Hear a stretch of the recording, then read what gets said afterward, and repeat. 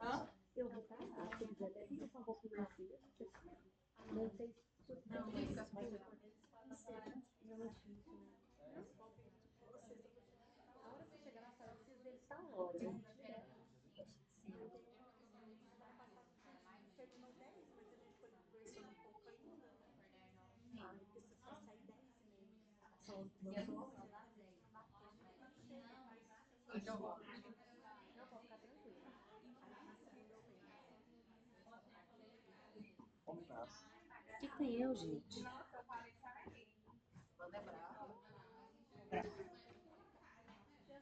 Mas aí, em comparação, as coxas da Karen com as suas coxas, com todo respeito, com todo respeito, eu não tenho perna pra fazer essa amplificação. Não, ninguém tem. Eu falei, parece que eu vou passar por baixo. Só ficando pior, assim. Aí vem a outra e humilha um pouquinho. Isso é muito pequeno. Não é grande, outra pequena. Vamos lá, voltar? Atividade é assim, né, gente? Bora!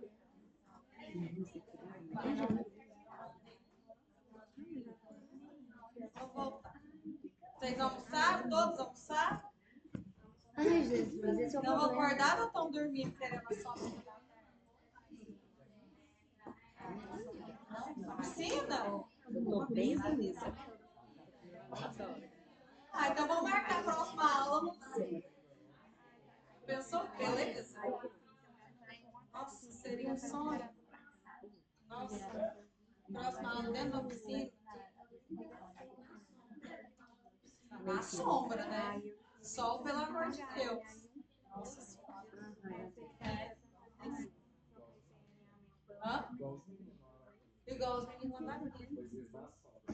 É, pois a piscina lá de baixo, lá da parte coberta. Entendeu? Parte? Brincando na piscina, prática. Outra piscina, viu, Daniel? O módulo vai ser lá. Tá? Festival de pizza. O tio Lucas vai fazer toda a pizza pra gente. Isso. Lá tem forno, pode fazer isso. Dá pra fazer. Já quero. É, tem até parede de dentro ali.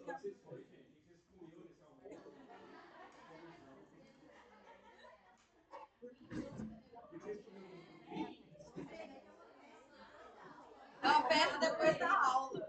A gente vai até alugar aqueles brinquedos lá.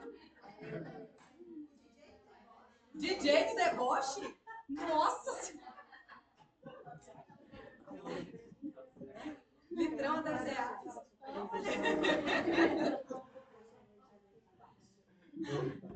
É assim, a gente tem que pensar, né? Vamos voltar. Voltar pra gente. Vamos voltar para a realidade, a gente já sonhou, a gente já planejou. O Daniel já anotou tudo para ele providenciar para a próxima aula, né? Piscina, litrão, DJ deboche, o que mais? Pizza no Lucas, pizza, piscina. É só isso por enquanto, Daniel. Se a gente for lembrando, a gente põe no grupo. É, a gente vai lembrar para vocês. Tá bom? Fica por aí. Ah, colé. Olha lá. Colé que com vodka? Gente! Ó, tá melhorando. Final dessa aula. Daqui a pouco, Uau. um pagode e uma caipirinha. Então, pagodinho. Eita! Nossa, é época demais hoje. Mas hoje não tem infelizmente, né? Então vamos. A gente parou nessa descrição, né, do que vai acontecer logo após a ocorrência da resposta, né? Achei que você falava coisa. Então, sobre a mudança no ambiente social e físico, após um reforço ou uma punição, ou se fez uma introdução ou retirada de estímulo, né? São esses quesitos que a gente pode observar a partir da análise ABC que a gente for fazer, né? E aí, a descrição do ambiente em contexto, né? que essa resposta alvo ocorre. Então, agora, a partir para além do comportamento, a gente também vai analisar o ambiente, porque a gente sabe que o comportamento, ele é feito a partir do ambiente que a pessoa está. Nós reagimos de acordo com os ambientes que nós estamos. Nós comportamos de acordo. Né? Se a gente está aqui em sala de aula, é uma coisa. A gente está em casa, a gente comporta de outra maneira. No trabalho, de outra maneira. Então, os estímulos que nós vamos receber no ambiente é o que faz com que o nosso comportamento processe, né? Faça, né? Então, a gente tem que pensar aonde esse comportamento ocorre, na presença de quem ele ocorre, quando que ele ocorre, durante quais atividades ele está acontecendo e o que as outras pessoas estão fazendo quando esse comportamento ocorre. Então, a gente tem várias questões aí que a gente tem que olhar sobre o ambiente. Porque, às vezes, a criança está lá dando a sua crise ou se comportando de uma maneira disfuncional, mas a gente precisa entender qual que é o ambiente que está ocorrendo isso. Por que está acontecendo? Na presença de quem que está ocorrendo isso? Talvez o ambiente, o start para aquela crise, seja uma pessoa, não uma causa. Seja um conjunto de pessoas. Né? Durante qual atividade está acontecendo isso? Por que começou essa crise sensorial? Ah, foi na hora que ele estava, que a mãe tentou colocar ele na natação, por exemplo? Talvez não seja, a temperatura da água não seja legal. Talvez a água não seja legal. Né? E aí a gente tem que olhar isso. Está fazendo atividade com uma criança, o Lucas, a gente comprou um macarrão para testar as texturas.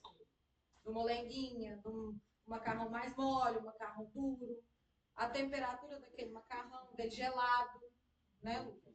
Dele quente. A partir do macarrão, a gente foi testando a temperatura e a textura. Para quê? Para que a gente pudesse entender o que está acontecendo com ele, por que dessa sensibilidade. Ela ocorre a partir da temperatura ou a partir da textura? Porque a criança ela não vai saber de contar isso. Ela não vai falar para você. Ah, eu não consigo pegar num objeto mais quente, eu não consigo pegar num objeto frio. Ele não vai saber de contar isso. E aí você vai ter que ir testando até entender o que está acontecendo. Isso é avaliar o ambiente ou o contexto. Por que ele não come determinado alimento? Por que ele não toma sorvete, por exemplo? É porque o sorvete tem a textura cremosa ou é porque o sorvete é gelado? Porque tem algumas situações que o menino ele tá ali na textura do creme. O creme ele consegue comer, mas é a temperatura daquele creme ofertado que causa essa gastura dele, porque aí é uma gastura mesmo. Você chega a arrepiar na hora que ele... Né? É muito difícil. Eu tenho uma sensibilidade com texturas que é a cebola. Eu odeio cebola. Eu amo o sabor, mas eu odeio a textura. Se eu morder, se eu pegar um alimento e ela tiver uma cebola e fizer crepe dentro da minha boca, acabou. Eu largo a comida para lá. Eu não como. Não adianta. Eu não dou conta. Não é o gosto, é a textura.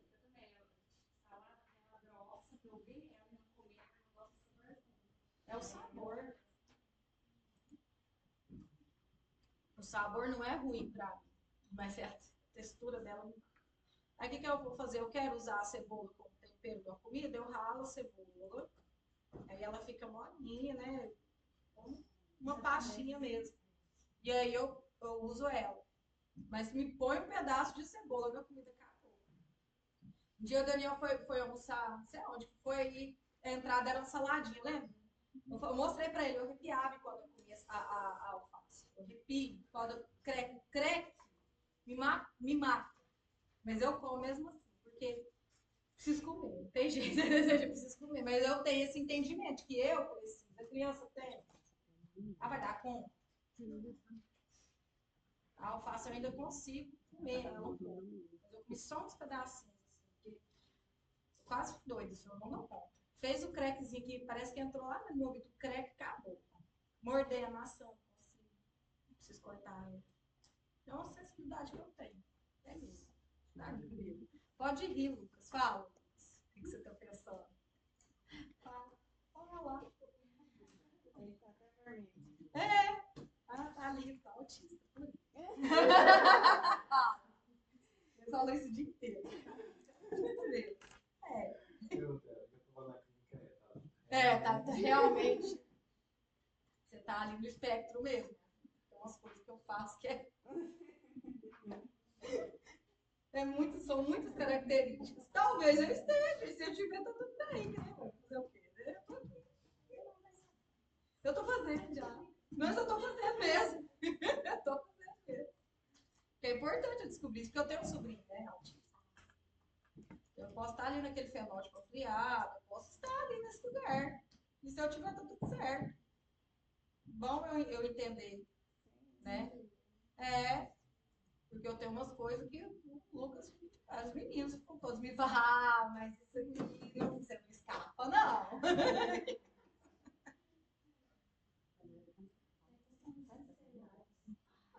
Não, tá de boa. Hã? De falar. Entender piada, você tem que ver. 2 horas depois, se alguém precisa me explicar. Lembra no Réveillon?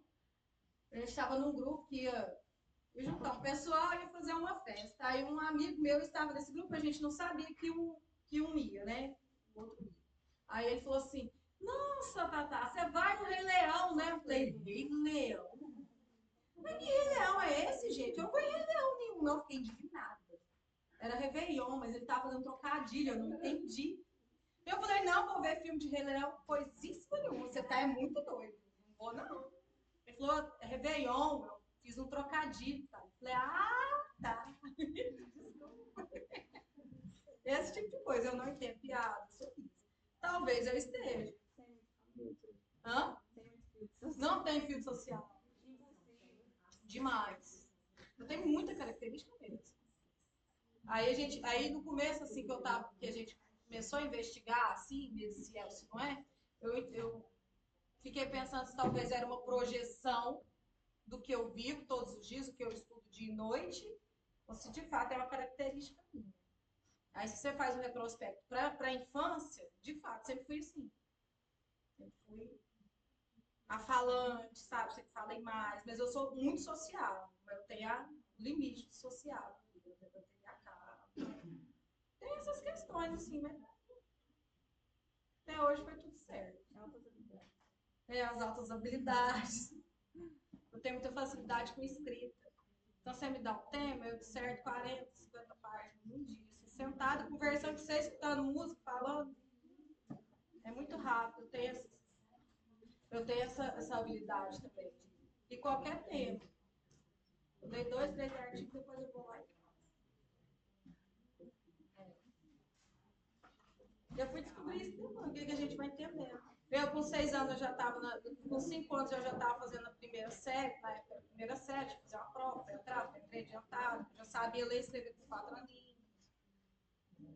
Mas não tinha essa noção. Depois que a gente vai ver essas coisas, né? Sabe? Fui saber que era altas habilidades, superdotação, eu já estava adulta, já estava estudando psicologia e filosofia, que eu formei filosofia, né? Então eu já estava velha já. O dia inteiro assim. E muito boa em algumas coisas e muito ruim em outras coisas. Muito ruim. Matemática, física, química, nunca pode. Eu sei que nunca serei. Não entra na minha mente. A fórmula química não existe para mim. Mas se for para coisas da humanas, assim, história, geografia, uma vez sem explicar, no outro dia eu já estou sabendo. Seria. Não. É adulto. Sim. Não, sabe que os diagnósticos toda vez que eu começo a falar sobre, e eu falo muito abertamente disso, porque eu acho que isso não é um problema, para mim não é um problema. Não tem nada a ver. Hã? Nenhum. Tem 40 anos, dentro desses 40 anos, nunca me senti prejudicada em nada. Assim. Meu limiar de dor é muito alto. Muito alto.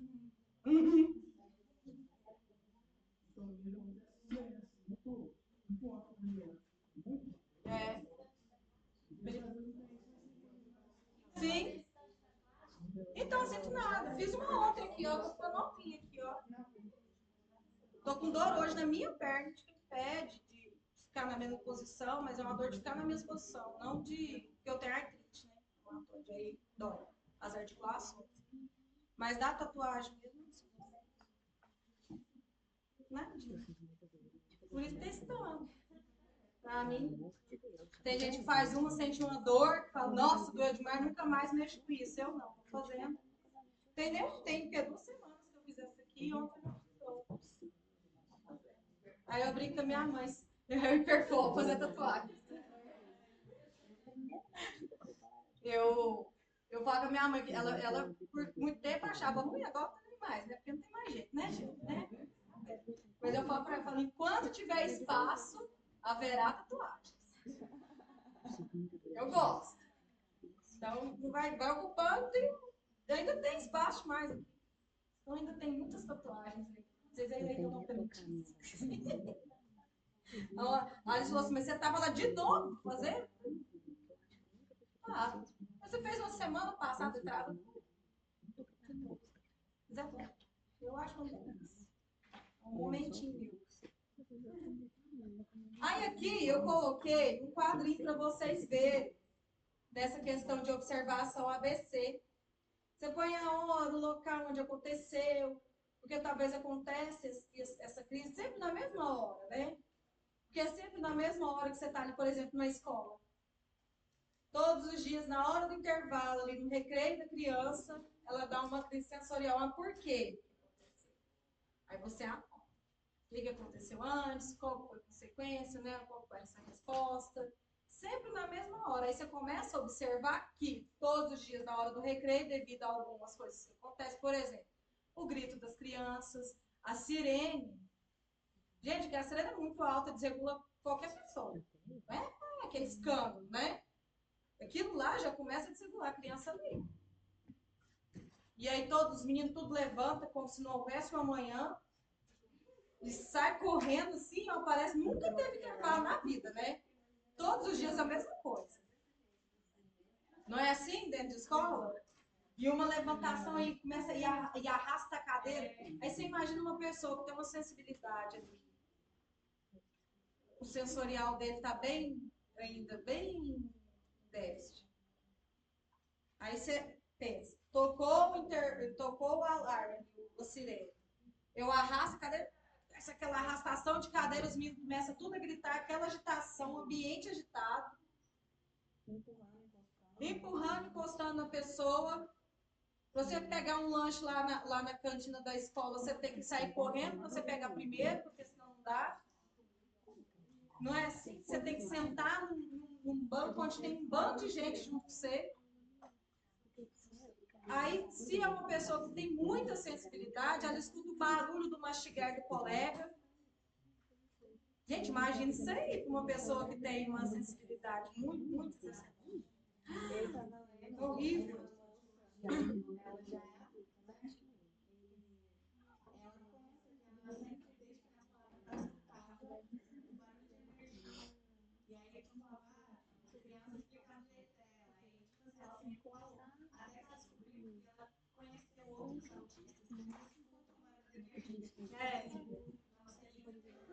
Para, Lucas! É porque eu escuto barulho da energia.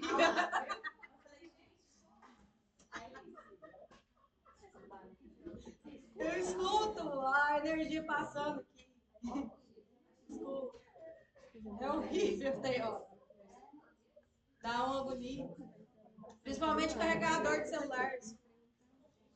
Você vai escutando.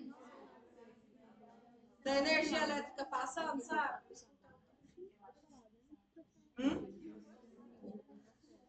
Você é surdo? Nossa, eu tenho com o ouvidinho apurado. Meu ouvidinho é de... Ele é bem apuradinho. Eu escuto, às vezes, o carregador, quando você coloca o celular no carregador, eu escuto, aí começa. E vai. E eu posso estar longe, eu estou longe. Eu estou escutando. Direto eu falo assim, ó, essa energia aqui hoje. É, o que a gente fala. Ou não, o que é isso? Tá? Significa. Hã? Desregulou todo mundo, né? Até quem não tem. Barulho do cortar da grama é terrível. Principalmente para os meninos, para as crianças, né? Desregulou todo mundo. Aí eu pedi, falei, olha, nunca mais, pelo amor de Cristo, não faça nenhuma atividade de reparação aqui enquanto tiver pessoas aqui dentro. Faz um horário que não tem ninguém. Porque nesse dia foi um caos aqui mesmo, porque os meninos ficaram todos regulados. Por conta do barulho, do cortar de grama. Parece uma coisa simples, mas para eles não. Para nós, nossa, foi quase o dia todo. Quebrado. Fazer queimado. Igual a espada do Dirty. Nossa, então é assim que a gente faz o protocolo da vez. Se tiver que fazer um protocolo, acho que esse aqui é bem explicativo para a gente, é visual para nós, supervisores e aplicadores, sabe? Quando a gente tem isso ali, você consegue lidar muito mais com essa criança e consegue fazer uma análise mais ampla dela. Pode ser levado para as famílias para aplicar em casa também, trazer para a gente? Com certeza. Na escola, aonde o ambiente, onde o comportamento for, tiver mais acontecendo, você leva isso aqui para aquele lugar. É bem legal, porque o pessoal fala assim, geralmente, porque eles podem dar muito trabalho. Nossa, ele faz os meninos e tal. Aí quando você entrega um desse, aí o que dá muito trabalho, aí tem que falar que hora que é. Aí às vezes ele não percebe, mas ele melhorou. Nossa, melhorou demais. Eu não sei o que aconteceu, foi do dia para a noite.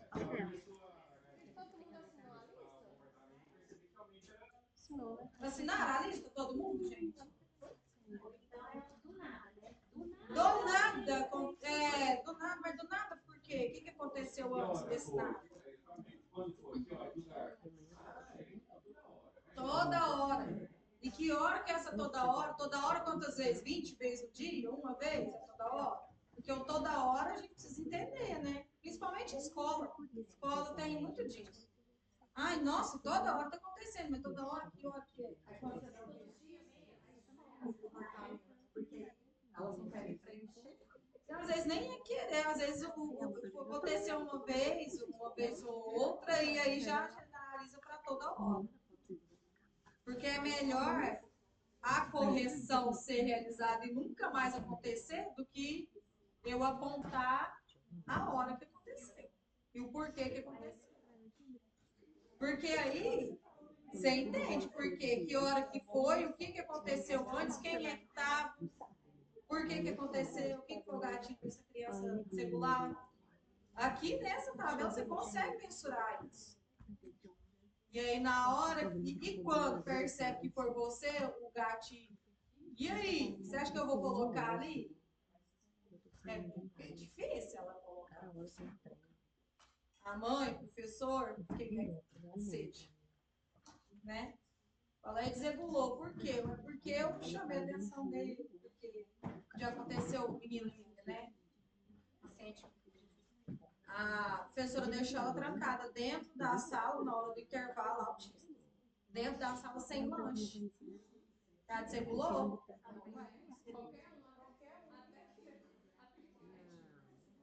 Mas ela não enxerga isso como um problema. Não é para ela, não foi um problema, foi necessário. Porque ela é muito rígida. Sem comer, né? Sem comer, né? Trancou ela, você não vai mais para o recreio. A menina tem 7 anos. Você não vai mais para o recreio, você não vai comer.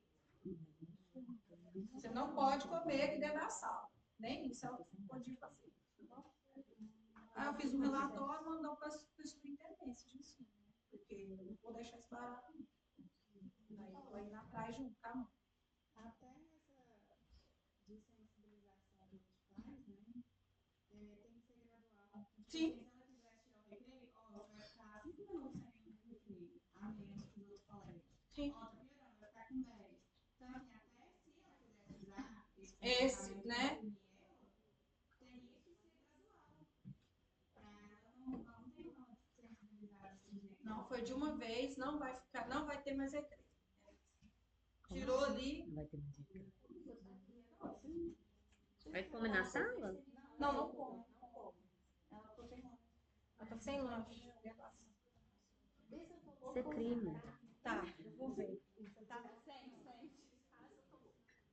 Eu atendo um menino que tem uma estereotipia que machuca ele, tá? Então ele senta assim em W, ele fica batendo os joelhos no chão, muito forte, então já tá até formando um calo, assim. Quando meu joelho bate aqui, O ossinho.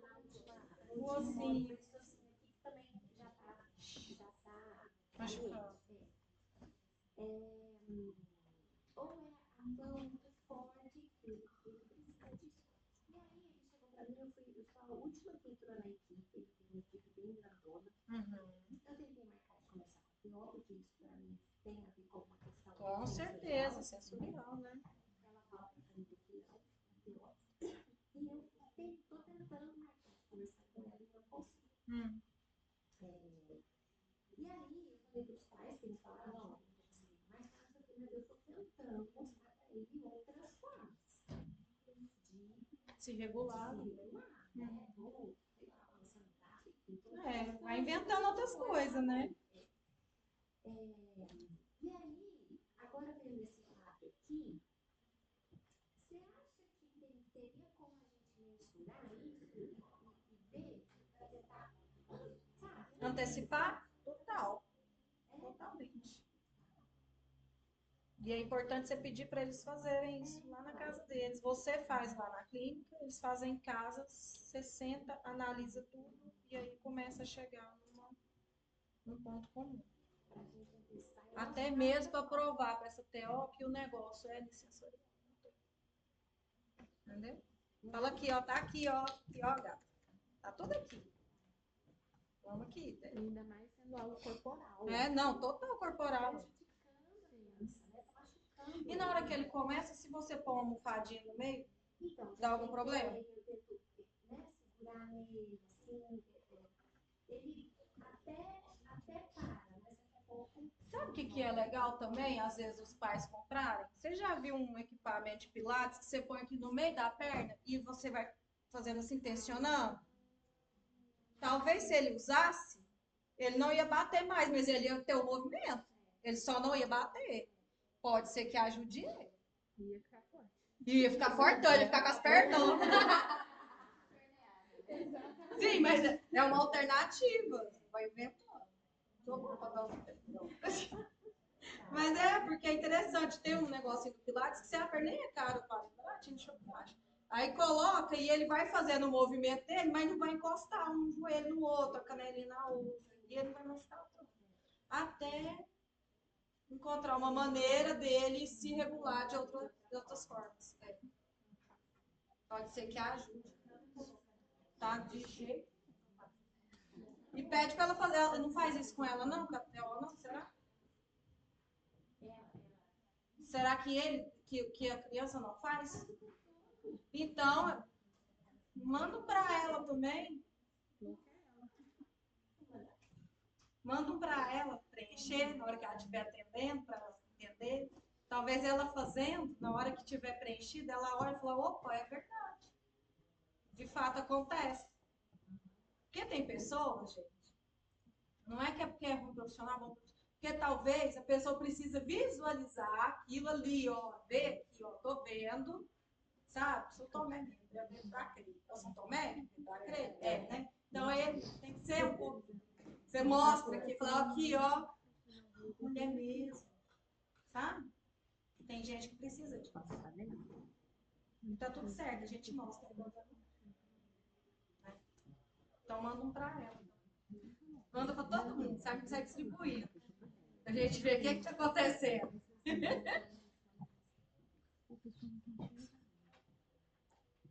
Você vai falar? Pra mim.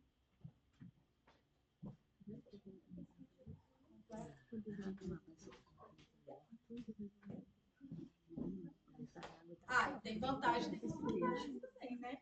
Qual que é a vantagem? Gera os dados quantitativos e objetivos, né? Que a gente vai conseguir visualizar mesmo, né? Identifica relações naturalísticas correlacionadas. É um processo mais demorado. Por quê? Porque a gente vai observar ele no ambiente, a gente vai começar a escrever. É um processo que vai demorar mais, né? E é difícil a identificação dos efeitos de esquemas de reforço intermitente, né? O que isso quer dizer? Depende do que está acontecendo. A gente precisa de ter esses reforços intermitentes. A gente tem que reforçar sempre. E diante da gente ter esse movimento intermitente, vai demorar mais, porque você vai estar reforçando a. Então, você precisa ter paciência. É um trabalhinho de paciência. Assim como todos. Né?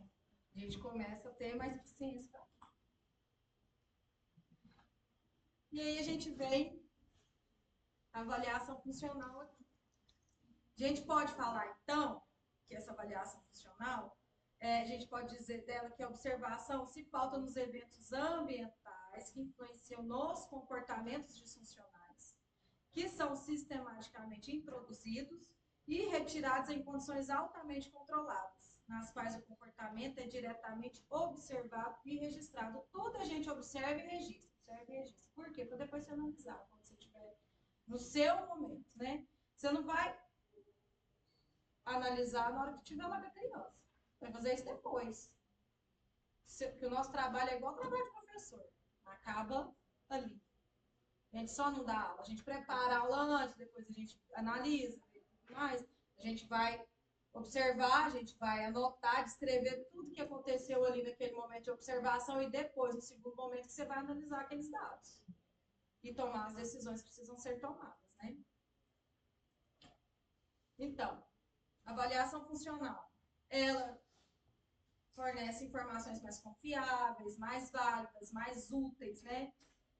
No método experimental, dentro da avaliação, a gente precisa de ter um ambiente controlado, variáveis apresentadas separadamente, estabelecimento de linhas de base. O que é isso? A gente precisa ter tudo já planejado, fazer um planejamento do que você vai avaliar e qual o objetivo, para que você vai avaliar aqui. Você não vai sair avaliando tudo, porque senão você vai ficar pro resto da vida avaliando essa criança, você não vai agir com ela nunca. Então você precisa ter linhas de base. O que eu preciso avaliar? Qual que é o meu objetivo dessa avaliação? Se é só o comportamento-alvo que eu vou avaliar, se eu quero avaliar o que esses pais estão fazendo, o que a escola está fazendo com essa criança. Porque ele pode ter mais de um comportamento-alvo. Se você ter só um, a gente fala comportamento-alvo, a gente tem a impressão que é só um, né? Mas não é só um, pode ter vários latentes. Várias coisas que a gente precisa trabalhar. Então, é a partir disso que a gente vai controlando o ambiente, as variáveis, né? Estabelecendo as linhas. Aí aqui eu faço um esqueminha para vocês entenderem alguma coisa sobre o comportamento do problema, né? Então, tem reforço positivo ali na atenção social, itens de preferência, atividade de preferência. No reforço negativo, fuga de demanda, estimulação aversiva, evitar pessoas. Coisas básicas que a gente vai observando quando a gente está avaliando essa criança, o adolescente, né? O reforço automático, que é o sensorial. Autoestimulação, regulação sensorial, que é o que a gente está falando nesse pequeno aí. Tudo isso precisa ser observado quando a gente está fazendo a avaliação. A gente precisa observar isso aqui. É muita coisa. Bastante. No começo é mais demorado e mais difícil. A gente quer fazer as coisas assim nos mínimos detalhes, mas depois vai sendo natural. Se a gente consegue, a partir da prática, fazer as coisas mais rápidas. Ela vai demorar, mas ela vai demorar tanto quanto no primeiro momento. primeiro momento a gente vai demorar bastante para fazer. Depois a gente consegue fazer melhor, mais rápido, mais ágil para mim, mais ágil para a criança, mais ágil para o pai, que fica lá sofrendo também, né, agoniado. Tá com calor? Tá, né? Tá calor. Pois é, então você veio muito elegante, muito europeia, né? Eu sei que aqui, Berlândia é Europa mineira, mas nós não estamos, né? Nós estamos no calor de 40 graus da Europa. Olha lá. A rigidez. Aí, ó, começou. Então, você quer fazer avaliação? Vamos lá falar dessas condições experimentais. Na atenção social. Para que a gente vai avaliar essa atenção social? Para testar se o comportamento é mantido pela atenção de outras pessoas, né? Nessa questão de pensamento positivo. Por exemplo, vou dar um exemplo, que eu gosto de dar exemplo. Primeiro, o terapeuta interage ali com o aprendiz por alguns minutos, em seguida ele direciona sua atenção para algum objeto ou material de trabalho, né? Para quê? Eu não estou te dando mais papo. Primeiro eu estou aqui, ó, brincando com ele, toda a atenção voltada para ele. De repente, eu começo a olhar meu caderno, eu começo a brincar com o brinquedo e já não estou brincando com ele mais. Para quê? Para privar ele, né, com uma operação motivacional. Assim, as respostas que já foram reforçadas por atenção anteriormente, elas vão vir, elas vão emergir, né? E aí a gente começa a entender se o comportamental dele vai acontecer. Se for por atenção. Você começa a testar, é aí que você começa a testar. Então você tá ali brincando com ele, maravilhoso. Você tá, nossa, ela tá me dando atenção, a atenção é toda minha, sou o rei. De repente você sai de perto dele. Ou desvia a atenção para ele, ignora ele, mexe até no telefone. Se puder mexer no telefone, se não for o hiperfoco dele, porque tem hiperfoco é telefone, não pode, né? A gente já perde tudo. E aí a gente começa a ver a resposta dele a partir disso. O que esse menino vai fazer com você? Você vai estar agando, ele vai te morder. Agando. Às vezes ele te morde, às vezes ele te bate por seu cabelo, começa a chorar. Aí a gente vai vendo assim, ó, emergir o comportamental dele. Bonitinho. Ele vai fazer do jeitinho que você esperava que ia acontecer, vai acontecer. Esse é o primeiro teste que a gente pode fazer com ele. Olhar nessa questão de atenção social. Por isso que, às vezes, quando a criança vai no supermercado, ela precisa de atenção para ela, é atenção social. Não é só de querer um objeto, não é só querer um omo, não é só querer o Dixon lá. Não é só isso, não é só isso. Ele quer outras coisas, ele quer sua atenção, ele quer a atenção do outro. Ele quer que todo mundo volte a atenção para ele. Quando você priva ele disso, aí o comportamental faz assim, uma vez. Aí ele já começa. Gritar, chorar, espernear, bater. Entra as estereotipias. Porque aí ele desregula, você desregulou ele todinho. Aí ele vai se bater, aí ele começa a bater o joelhinho. Eles começam a balançar a mãozinha, correr de um lado para o outro, bater a cabeça, tá bom. E aí o comportamento vem tudo, estereotipia e tudo mais. Vem o conjunto da obra. Entendeu? E os itens de preferência, os hiperfocos dessas crianças, né? Os sonhos da vida. Você tá lá, ó, você permite o acesso do sonho, por exemplo, assim, 2 minutinhos. 2 minutinhos ali. Você está interagindo com ele, brincando com o brinquedo que ele ama, de paixão. De repente, você tira. Assim, agora nós vamos brincar com outra coisa. Ixi, aí, o que vocês acham que acontece? A Gana vem de novo. E é real no de morte. Pra quê? A intenção é privar ele, a partir do item, né, de remoção, que é o item de preferência dele, como operação motivacional para evocar o comportamental. Eu quero que ele faça, eu quero mesmo, não é para evitar que eu faça, eu quero é que ele venha mesmo. Essa gana, com essa raiva dele. Eu quero que ele fique com raiva de mim. Porque até a gente brinca lá, assim, quando eu vou falar assim, gente, a gente tem que irritar ele tá muito calmo, muito tranquilo, esse negócio não tá muito certo. Porque a mãe traz essa demanda pra gente de, às vezes, um comportamento que a gente não vê na clínica. Aí a gente faz aquele quadrinho de ABC lá, o que é que está acontecendo, por que está tendo essa crise, a gente descobre e ó, leva lá para dentro da sala. A gente vai irritar ele, vai matar de raiva. Vamos matar de raiva? Vamos matar de raiva. Deixa ele bem nervoso. Aí o comportamento dele vem. Aí a gente vai saber quem que é o menininho de verdade. Até então, vai estar tranquilo e calmo amando a gente, porque a gente é diversão, a gente é carinho. Né? Eles enxergam a gente como um momento de diversão. Eles não enxergam a gente como uma pessoa que vai tirar o brinquedo dele. Que vai deixar eu brincar e depois eu vou lá e tiro. Entendeu? É aí que a gente começa a evocar esses comportamentos altos, a partir desses itens aqui, de preferência, por exemplo, o social. Né? Ou fuga de demanda. Tem o objetivo de testar se o comportamento é mantido pela fuga das demandas instrucionais, que é a partir de reforço negativo. Né?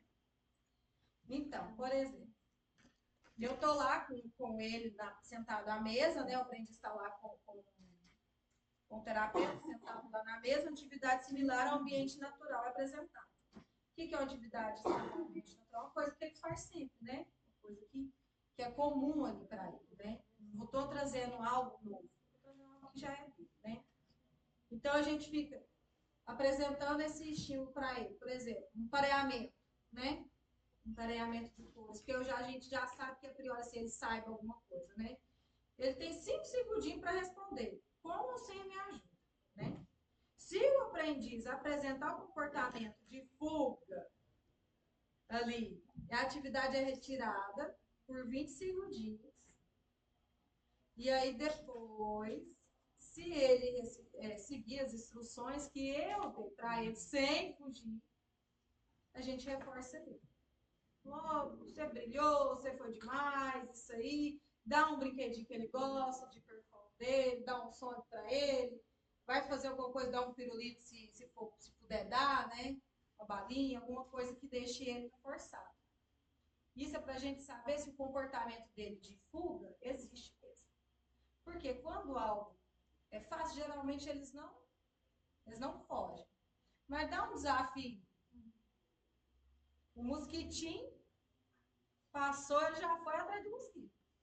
Ou ele faz tudo de uma vez. Ele vai e joga as pecinhas, tudo igual eu estava fazendo.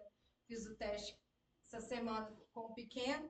E aí, na hora que a gente percebeu que ele estava cansado, eu falei que ele vai fugir agora. Aí coloquei as pecinhas para ele completar o pareamento que a gente estava fazendo com ele. O que ele fez, Gabi? Ele fez. Ele nem olhou, ele fez tudo errado. Mesmo sabendo que a gente tinha pedido para ele. A gente pediu e ele entendeu que a gente pediu o que ele estava fazendo antes, de boa. Mesmo errando um ou outro, mas era por questões cognitivas mesmo, mas ele entende o que era para fazer. Mas na hora que ele cansou, que ele quis fugir, mas ele fugiu de falar assim, tá pronto, me deixa em paz agora. Pula, pula. Foi? Ele acabou de fazer, colocou lá assim, na hora que ele acabou, ele olhou assim para mim, para Gabriela, e falou assim, pula, pula. Gente, leva para lá, dou sossego, não quero mais fazer isso aqui. É o movimento dele, foi isso que aconteceu. Eu poderia ter esperado os 20 segundinhos e apresentar de novo. Não faço isso com ele, porque a demanda dele é outra. A avaliação dele é uma avaliação psicológica, não é para A. É outra coisa. Se fosse uma avaliação de a gente podia ter feito, esperado um pouquinho, mas não é essa a intenção que eu tenho lá, então eu não fiz isso. Pula, pula, então vai pro seu pula-pula, seja feliz. Semana que vem a gente termina, vai mais um pouco. Porque senão ele não vai responder errado para mim. E eu sei que ele sabe responder. Ele vai responder errado porque quer se ver livre de mim. É outra questão. Mas se a gente fosse analisar isso aqui, a gente sabe que ele tem movimento de fuga. Ele esquiva da gente o tempo todo. Quando ele cansa, não é por falta de saber. É porque ele está cansado. E ele não sabe falar, estou cansado. Ele não sabe falar. Estou cansado, não quero. Ele sabe. Então a gente tem que ir tentando descobrir quando é cansaço, quando é uma resistência, quando, sabe? A gente vai tentando descobrir isso nele, né? E aí todo dia a gente aprende um pouquinho dele. Todo dia é uma novidade. Porque por ele não se expressar verbalmente, né, de uma maneira, né, funcional, mesmo que ele fala algumas palavras, mas e ele é muito agitado, nossa senhora. No primeiro dia que eu atendi ele sozinha, eu pingava suor, assim. Foi muito, muito, muito correria, porque ele é assim. A Gabi ensinou ele dar oi na rua, né? Ah, Quando ele chega. Só que agora ele não sabe que é só quando ele chega. Toda hora que ele quer dar oi. levando uns 10 vezes no dia, todas as 10 ele dá oi.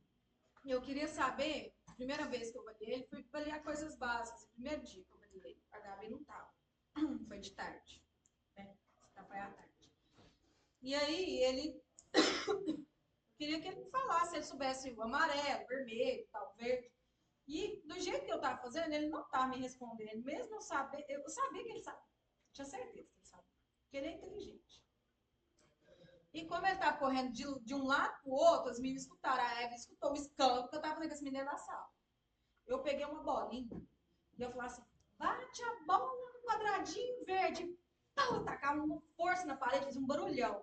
E aí eu comecei a fazer isso com ele.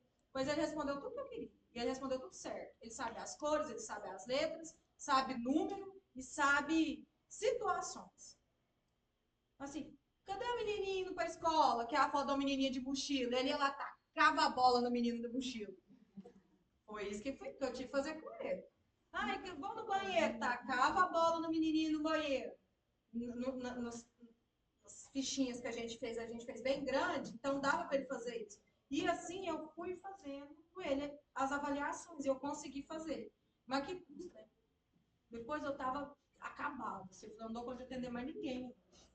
Eu suava, assim, porque foi bem agitado o negócio. Porque ele é um menino agitado, eu precisava responder a ele. A primeira vez que ele está me vendo, eu vou já, né, assim, primeira vez que eu fico com ele dentro da sala sozinho. Eu vou sentar, ele fala assim, não, você tem que fazer isso aqui, assim, sentado. E eu não ia dar. E eu não ia responder. Primeiro que ele nem ia sentar. Não ia. Mas agora ele senta, porque agora ele já começou a ter repertório para sentar, para esperar. E ele está fazendo sentado. Ele levanta, de vez em quando ele dá uma levantadinha, ele dá uma mexidinha, aí a Gabi fala, vamos sentar, e ele vai e senta de novo. Ele senta assim, eu sento em frente e a Gabi senta do lado. Assim. E aí ele consegue fazer. Hoje ele senta. Mas no primeiro dia que eu atendi ele, gente, era correr. Ele fica. Nem 5 segundos sentado. Ficava sentado. Hoje ele senta bonitinho. E ele senta, ele faz, ele responde, te olha, faz tudo. Né?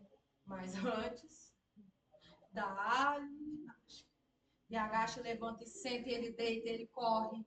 E eu atendi ele numa sala que dá acesso a outra sala. Então ele pegava a bolinha, ele jogava a bolinha lá na outra sala. Aí ele ficava assim, cadê? Aí a gente ia procurar. Aí depois voltava para avaliação. E foi isso. A sessão inteirinha fazendo esse tipo de coisa.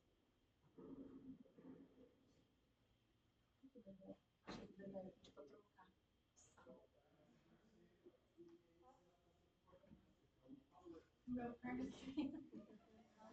Não, um parceiro lá no.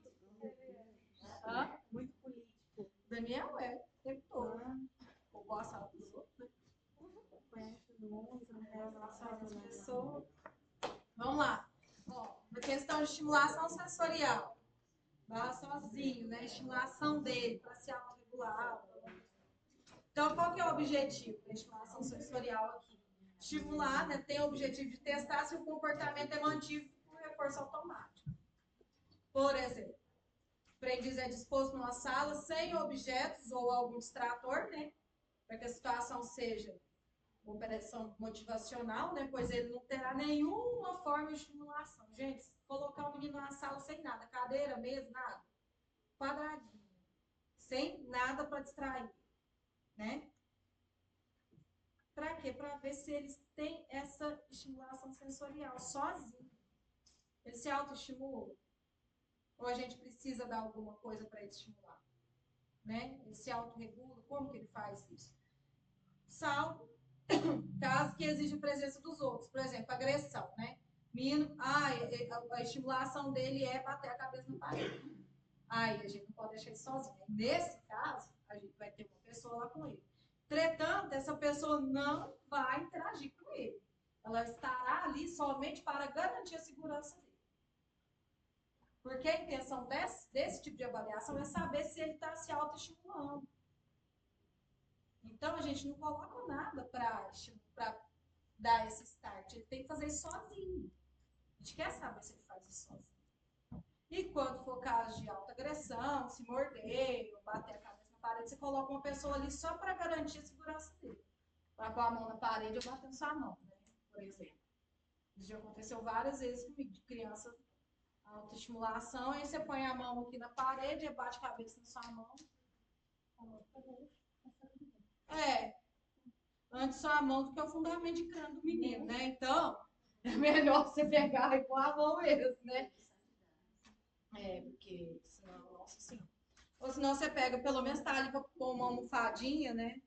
Geralmente a almofada, o ideal seja uma almofada da cor da parede, porque às vezes uma cor pode estimular e você não quer que estimule. Então você coloca coisas neutras, para que aquilo seja tudo parte do ambiente. Então, se a parede é branquinha, você põe uma almofadinha branca, qualquer coisinha. O anfiteatro tem ar-condicionado, liberado, certo? Depois do intervalo tá lá, eu deixo gelando lá. Então, pronto. Mas não, assim, não tem tomada em mesa, é cadeira normal com o braço, assim, ó. Não tem problema não. Não, vai dar certo. Prefere? Vai, gente. Florão. Eu vou deixar lá esquentado. 16 graus, hein? Vocês aí também. Bia tá sofrendo. Então vamos. Fala agora. Isso. Giovana já levantou. A Giovana. Olha, Giovana já estava em pé. Giovana, né? Na hora de pedir o ar, ninguém supõe que seja eu, né? Não, tem não.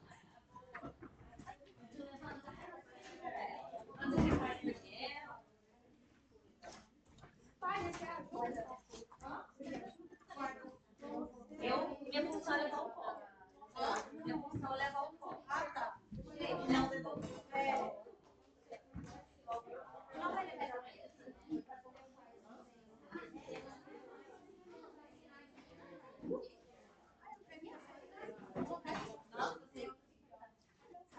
Não, fica lá na recepção. Quando, por exemplo, Eu não sei tirar esse certificado aqui, não.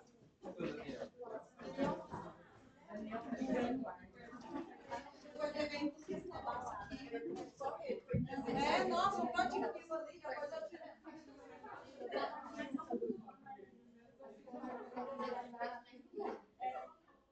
aproveitar e vai te enganar.